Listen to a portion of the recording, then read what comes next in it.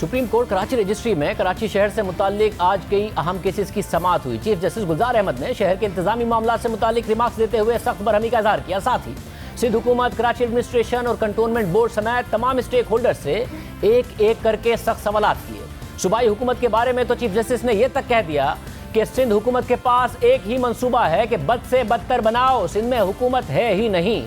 गुज्जर नाले और औरंगी नाले पर तजावुजात से मुताल्लिक केस की समाअत के दौरान चीफ जस्टिस ने रिमार्क्स दिए कि सारी की सारी लीजेस जाली हैं। मुतासरीन के वकील ने चीफ जस्टिस से कहा कि सुप्रीम कोर्ट ने हुक्म दिया था कि मुतासरीन की बहाली की जाए, मगर इस पर अमल नहीं हुआ। इस पर चीफ जस्टिस ने कहा कि हम तजावुजात खत्म करने को नहीं रोक सकते, मगर सिंध हुकूमत को मुतासरीन की बहाली का हुक्म देंगे। ये सिंध हुकूमत की जिम्मेदारी थी, इस हवाले से लोगों को मुआवजा अदा करें। साथ ही चीफ जस्टिस ने गुज्जर नाले और औरंगी नाले पर तजावुजात के खिलाफ ऑपरेशन जारी रखने का हुक्म भी दे दिया। शाहराह फैसल पर इमारत की तामीर से मुताल्लिक केस की समाअत के दौरान चीफ जस्टिस ने रिमार्क्स दिए कि शाहराह फैसल के दोनों इतराफ की सर्विस रोड पर तजावुजात कायम की गई हैं क्योंकि सब करप्ट हैं। कमिश्नर भी कह रहे हैं कब्जा है, सारे रिफाही प्लॉट्स हैं, बिल्डिंग कंट्रोल अथॉरिटी है, पैसे दें और जो चाहें करें, सिंध में हुकूमत है ही नहीं।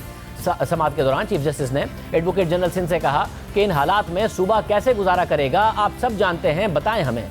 आपकी हुकूमत कैसे कोई और चला सकता है? किसी को तो खड़ा होकर इसको रोकना होगा। जब आप नाला साफ नहीं करा सकते तो सूबा कैसे चलाएंगे? 1 साल पहले नाला साफ करने का हुक्म दिया था, मगर रोजाना नए नए बहाने। इस दौरान अदालत में यूनुस मेमन नामी शख्स का भी जिक्र हुआ। चीफ जस्टिस ने रिमार्क्स दिए कि सिंध हुकूमत कनाडा से चलाई जा रही है, कराची को यूनुस मेमन कनाडा से ऑपरेट कर रहा है। सिंध हुकूमत के पास एक ही मंसूबा है कि बद से बदतर बनाओ, आप लोग फैसला कर लें कि करना क्या है। इस तरह हुकूमत नहीं चलती, बल्कि हुकूमत है ही नहीं। सिंध हुकूमत के अलावा कंटोनमेंट बोर्ड के हुकाम को भी आज सख्त अदालती बरहमी का सामना करना पड़ा। पीएनटी कॉलोनी में तजावुजात से मुताल्लिक रिमार्क्स देते हुए चीफ जस्टिस ने कहा कि नेवल ब्रिज पर जो तामीरात की हैं वो सब गैर कानूनी है। दिल्ली कॉलोनी से लेकर सब तामीरात गैर कानूनी है। पता नहीं आप लोग क्या कर रहे हैं। अगर कंटोनमेंट मकासद के लिए ज़मीन नहीं चाहिए तो वापस करें।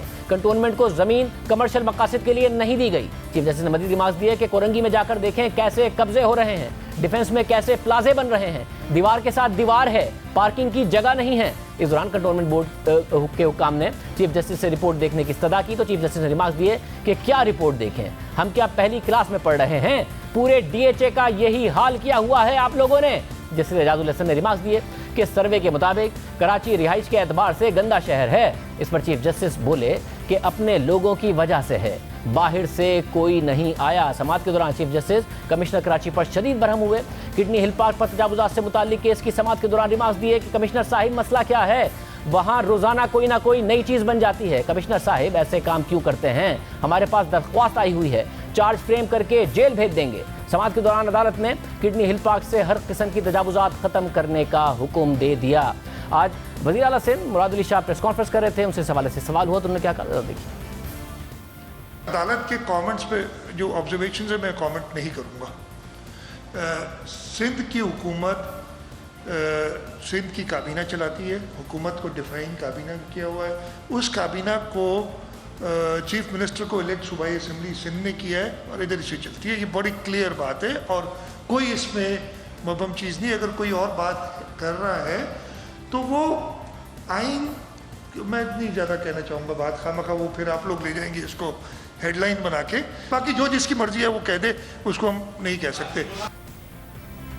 सुप्रीम कोर्ट की आज की समाअत के हवाले से वज़ीर इत्तलात सिंध नासिर हुसैन शाह ने रद्द-ए-अमल देते हुए कहा कि चीफ जस्टिस का इंतहाई एहतराम है, उनकी किसी भी बात पर तबसरा नहीं करूंगा। कुछ अर्से पहले तक लंदन से कराची चलाया जाता था। हमारे ऐसे कोई लोग नहीं जो मुल्क से बाहर बैठकर शहर को चला रहे हों। यूनुस मेमन का नाम आज अखबार और मीडिया में देखा है।